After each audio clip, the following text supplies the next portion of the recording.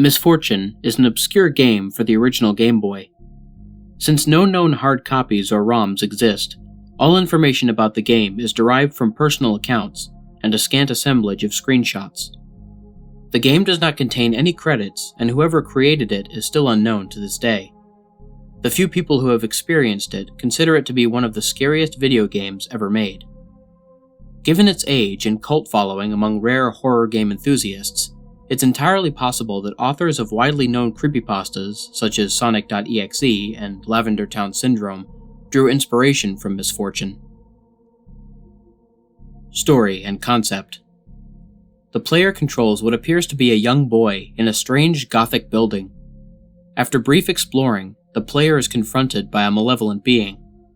Despite the character never identifying itself, some people, citing notable similarities, claim that it may be a representation of Baphomet, Beelzebub, or even the devil. Upon meeting the mysterious creature, a dialogue box will appear with the text, "I exist within the very fabric of reality. Do you want to challenge me?" This is followed by a yes or no choice. Should the player choose yes, the being replies, "Then let's begin." Gameplay. The player is then transported to a series of maze-like rooms, each filled with pit drops, locked doors, keys, and traps. The objective for the player is to progress through each room by either reaching the stairs to the next level or solving another kind of puzzle. This can include answering riddles or choosing correct doors or pathways. The most well-known example is in a level where 4 small cabins are shown on screen. A dialogue box will appear that reads, "Choose wrong, and misfortune will befall your loved ones. Are you ready to play?" Should the player ever make a mistake throughout the game, the screen will cut to black before showing a more detailed image of the demon, along with a dialogue box reading, "I am God here," in what appears to be blood-styled writing. Alleged side effects. Rumors pertaining to the game's alleged harmful effects began to surface on the internet around the late 1990s. Players claim to have begun experiencing ongoing depression and dread shortly after losing and seeing the game over screen. Once prominent members of online forums who told such claims are thought to have died or disappeared when they suddenly became inactive without warning. Heated discussions soon dominated these forums for some time, but the mystery never seemed to be getting any closer to being solved. Some wrote the whole thing off as a tasteless practical joke. Others believed that viewing the image of the evil character after losing the game can really cause the player to experience misfortune, as the game's antagonist promised. Soon, people began to speculate that the eerie soundtrack of the game was the cause. Soundtrack. The music in the game consisted of deep, buzzy tones and off-key melodies. The game had a remarkably unsettling soundtrack, despite composition being limited to the 8-bit Game Boy sound bank. The game over screen had especially erratic, almost nauseating music, with a very high frequency that accompanied it. Rumor has it that this very track could somehow influence moods and thought patterns. Of all the tracks in the game, only the theme that plays when first meeting the demonic entity can be found on the internet today. Availability. Searching for playable ROMs or cartridges online is futile because none exist. In fact, most of those who have played it directly hadn't sought out looking for it, but rather stumbled upon it by accident. According to first-hand accounts, certain copies of various Game Boy titles contain Misfortune in its entirety. The means for accessing it through these games vary, but typically involve exploiting glitches or using cheating devices. Although some had detailed what they had done to trigger Misfortune to start, attempts by others using the same methods had always failed. Another common observation was that many of the sprites in Misfortune had been copied from its host games. Misfortune is known to be integrated in the following: Legend of Zelda: Link's Awakening, Pokemon Red, Spud's Adventure, Poochie Carrot, and Atelier Marie JP. Closing thoughts. For this section, I'm going to be speaking to you a lot less impartially and a lot more personally. It's important that you read this part. Now, is the game really cursed? Does a specter really bide within and snare the innocent in its deadly game? Who knows? What I do know is that the game definitely exists. I also know what it can do. I've never played it myself, you see, but I knew someone who did. A good friend of mine, actually. We were closer than brothers, and we told each other everything. He was the most enthusiastic, outgoing guy I ever met, and, like me, he was really into video games. Sure enough, one day, he told me that he found a spooky new side game hidden in Pokemon. He showed it to me, and even back then, it gave me an odd feeling, though, to be fair, I was always easily scared. Soon after, he started talking less and less. Later, he'd either ignore my calls or tell me he was sick or busy when I invited him out. He became something of a recluse. I did still sometimes get to see him at high school, but he rarely spoke and snapped at me when I pried too much over why he was acting that way. About a month later, before he got off the train after school, he said goodbye for the first time in weeks. I'll never forget the look he gave me that day. He was the macho, nothing gets to me type of guy, and he always masked his emotion really well.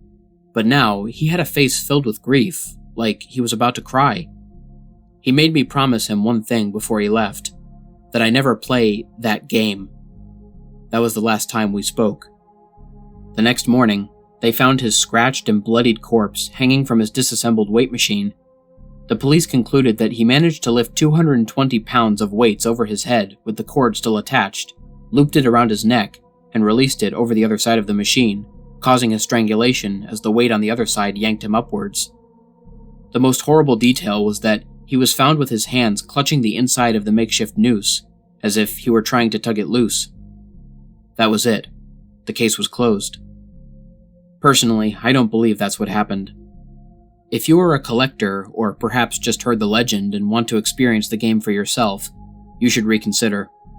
Even if you deny the existence of demons and curses, the misfortune that will befall you is very real. You have been warned.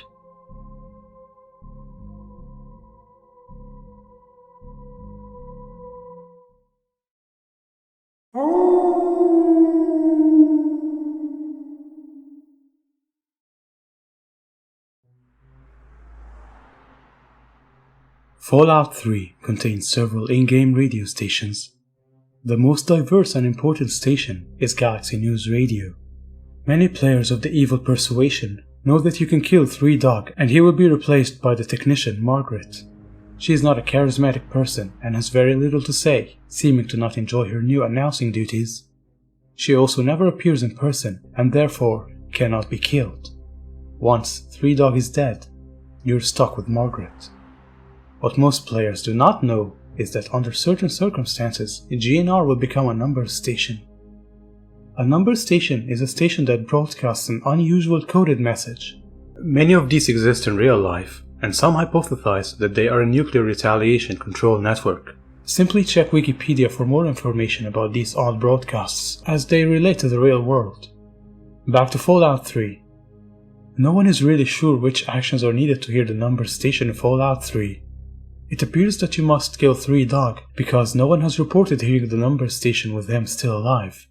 It also appears that you have to skip over the quest, Galaxy News Radio, where you help boost the signal so that the station can broadcast further than just the immediate DC area.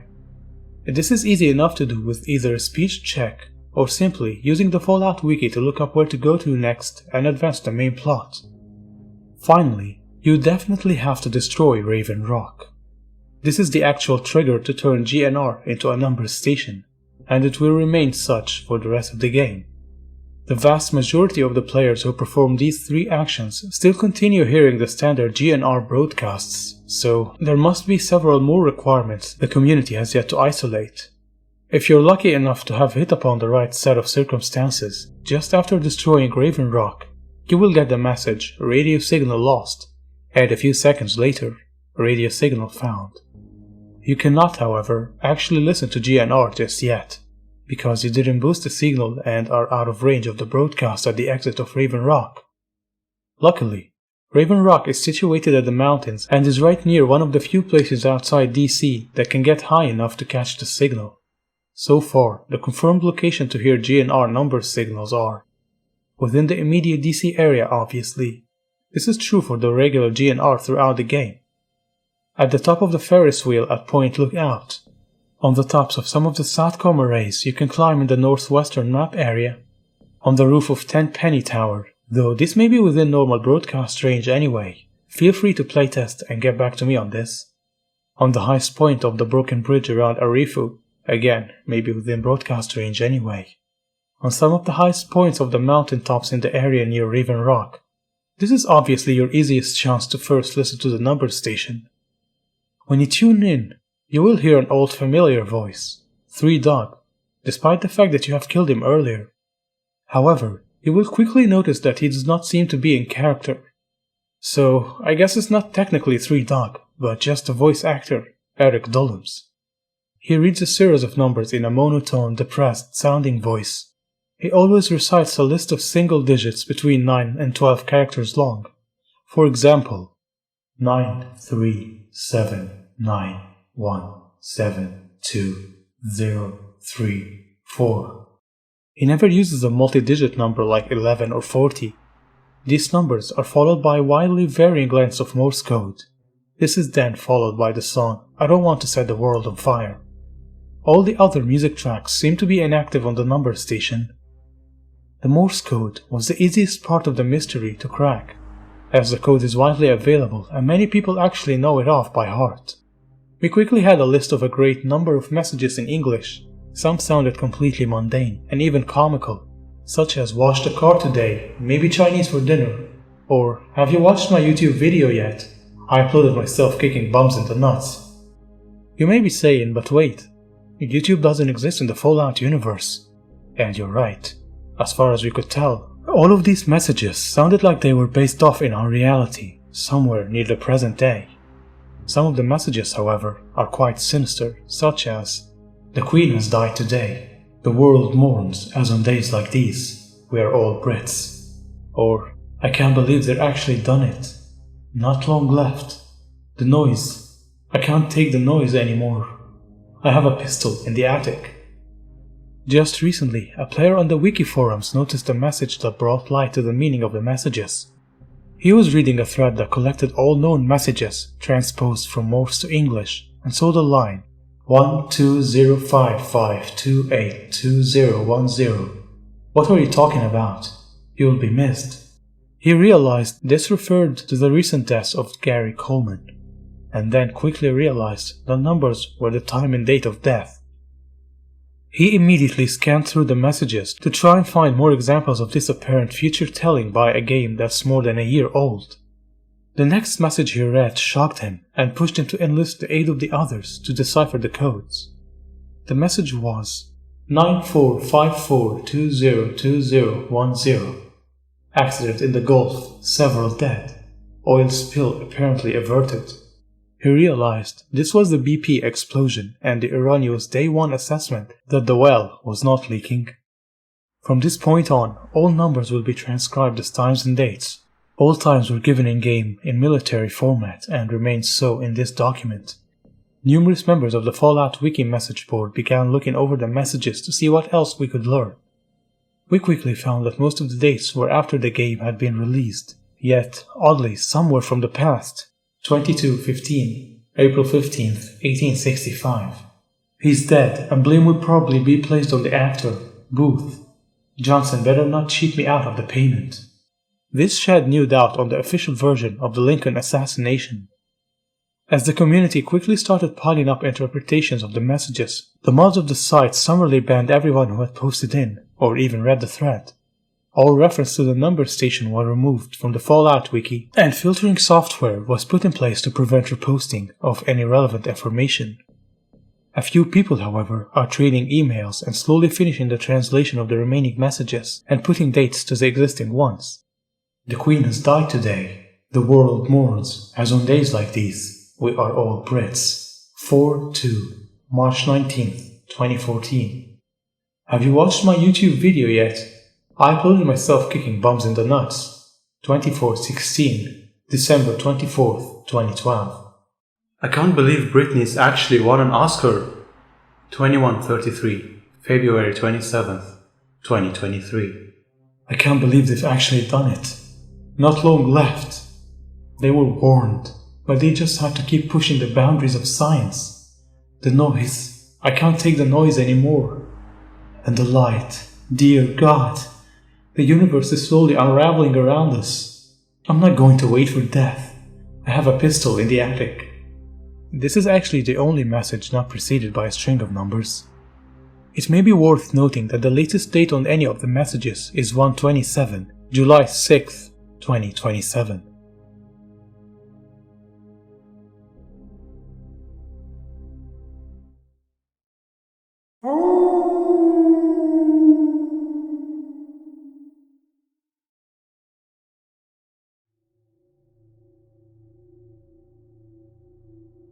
Have you ever heard of an old game called The Theater? Yeah, didn't think so. Probably because many say it doesn't even exist. You see, The Theater was an old game released around the same time as Doom. Today, if you ever find it, it's only available on crappy bootleg CD-ROMs, which, more often than not, don't even actually contain the game. The actual legitimate copies that they say were released back in the day feature a blank cover with nothing but the sprite of what has since been named the Ticket Taker. He is simply a poorly drawn, pixelated, bald Caucasian man with large red lips, wearing a red vest over a white shirt and black pants. He is completely expressionless, though some say that if you smash the disc, his face is shown as angry the next time you look at the cover, though this is just dismissed as an urban legend. What is peculiar about The Theater, though, is that there is no developer named on the jewel case, nor a game description on the back. It is simply the Ticket Taker on a white background on both sides. The game was initially known for its inability to install correctly. The installation process immediately locks up the computer when the user reaches the licensing agreement. Also strange about the licensing agreement for The Theater is that whenever the development studio is supposed to be named, the text is simply a blank line. Anyways, most people who have claimed to owning one of the original CDs say that they figured out how to install the game by simply rebooting their computer on the licensing agreement with the disc still inside. Then they are prompted to press I agree on startup, then they continue with the installation. If a player supposedly manages to find what they believe to be a working copy of the game, they have said that the installer window will freeze and stop responding before you can click your first next, but they do also say that their PCs do not lock up, and it's only the installer that freezes. It is unknown if these are actual copies or fakes, but it is widely thought that these working copies are just to draw internet attention with no proof of the installation effects. Upon proper installation, the game then starts up without any introduction, besides a main menu that is simply the sprite of a movie theater's exterior on an empty city street. The title fades in, followed by the 3 menu buttons: New Game, Load, and Options. Selecting Options immediately crashes the game to the desktop. Load is said not to function at all. Even if you do have a saved game, nothing happens when you press it. Thus, New Game is the only working menu option. Once it is selected, you are in the first-person view. You are standing in an empty movie theater lobby, with the exception of the ticket taker standing in front of a dark hallway, which one can only assume leads to the theaters themselves. There's nothing to do but look at the poorly drawn, mostly illegible movie posters, or approach the ticket taker. Once the player moves towards the ticket taker, a very low-quality sound clip plays saying, "Thank you, please enjoy the movie," along with a speech box saying the same thing. You then walk into the hallway, and the screen fades to black, and you're back in the empty lobby, and you do the exact same thing again, and again, and again. While this may sound like a really horrible game, a number of peculiar things occur as you continue to play it. The number of times that you have to continue into the hall after giving your ticket to the ticket taker before the strange events happen is unknown. Most state that it's completely random, and could take anywhere from the first playthrough to the 400th. What happens, though, has deeply disturbed some players. The first occurrence is when the player fades back in after walking into the hallway. This time, they will notice the ticket taker is completely absent. The player then, without any other options, decides to walk into the dark hallway. The sound clip and text box mentioned previously still play in the absence of the ticket taker, but when the player walks into the hallways, the screen does not fade out. It goes pitch black as they walk deeper into the hall, but the player's footsteps sound clip is still playing as they continue to push the up button on their keyboard. Those claiming to have played the original game report to have felt extremely uncomfortable walking down the hallway, anticipating the whole way something horrible happening. Well, eventually, the player is unable to move forward. There is nothing for a few moments, before a strange sprite that is described as the ticket taker but with a swirl for a face appears and stands before the player.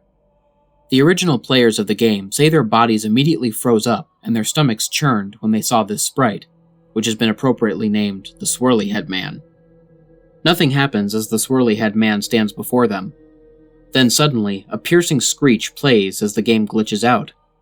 This lasts for a few minutes, with the screeching being continuous.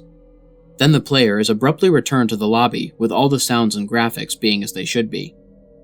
The game continues normally for the next couple of cycles of entering the hallway, with a couple of the original players claiming the Swirly Head Man would briefly appear and disappear in the corner of the screen, as a brisk yelp sound effect plays. Then, at some point after meeting the Swirly Head Man, the player sees the ticket taker pacing back and forth, though there's no walking animation. The sprite's limbs are completely static, so he just hops up and down slightly as a substitute, with his eyes being wide and his mouth open to simulate a worried facial expression. Some players noted that the movie posters had been replaced with images of the Swirly Head Man, which caused them to immediately turn their character's head away from the posters and approach the ticket taker. Then, another low-quality sound clip plays, but the speech box contains nothing but corrupted characters that cause whatever text that would have been in the box to be completely illegible. Due to the extremely low quality of the sound, it is debated by players what exactly the ticket taker says at this point, though it is widely agreed that he says, "Never reach the other levels." Then the screen fades out once again, and returns the player back to their starting point in the lobby, but the ticket taker is gone, and the hallway is blocked by a large brick wall sprite. Touching the brick wall will immediately crash the game, and that's all there is to it. No one knows what the other levels are, or how to gain access to them, nor is it known why the Swirly Head Man causes such acute fear in those who have seen him in the game. All the original copies of the theater have either been lost or destroyed, but the creepiest part is the fact that all of the original players of the game claim to occasionally see a brief glimpse of the Swirly Head Man out of the corner of their eyes.